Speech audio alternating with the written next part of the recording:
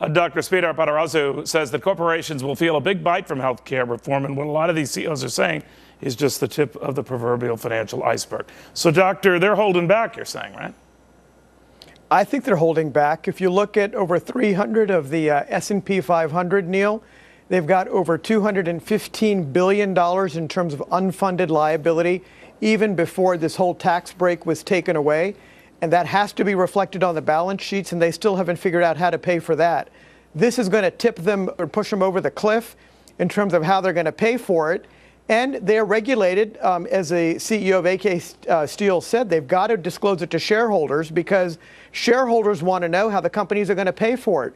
Is it coming out of their cash flows? Is it going to come out of their plan assets? But it's got to be recorded in terms of how this liability. What if they're doing what a lot of retailers do with the weather, right? I mean, I've been following this for a number of years, and the rain is often used, or snow, as an excuse for lousy earnings. I never hear a good earnings report and they credit the sun. But nevertheless, what's to prevent Americans from being cynical on these corporations whining now that maybe they're looking for a built-in excuse? If the numbers are lousy, well, it's because of health care.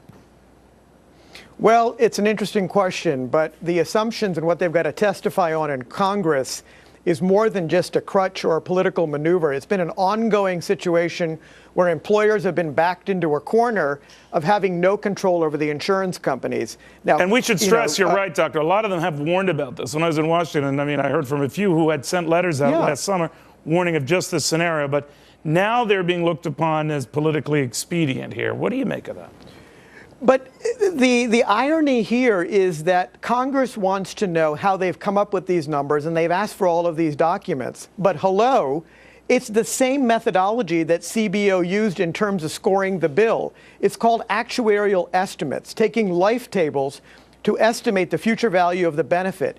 It's the same math that employers have taken in terms of calculating what the future value of the prescription drug benefit will be, taking the discount off, and that's the number they've got to reflect. The assumptions are the same. By the way, they're being demanded now to provide the very details that Congress was, shall we say, lax in providing on this very plan. So should we go back to Congress?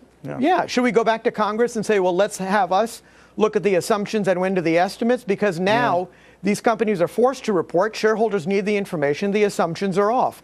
I wouldn't be surprised if they end up dumping some of these folks, unfortunately, into the health exchange and having fed for themselves. It'll be cheaper than to take the hit. You take the hit, and, it could be. And it's cheaper. You're right. Doctor, we'll watch it very closely. Always good having you, my friend.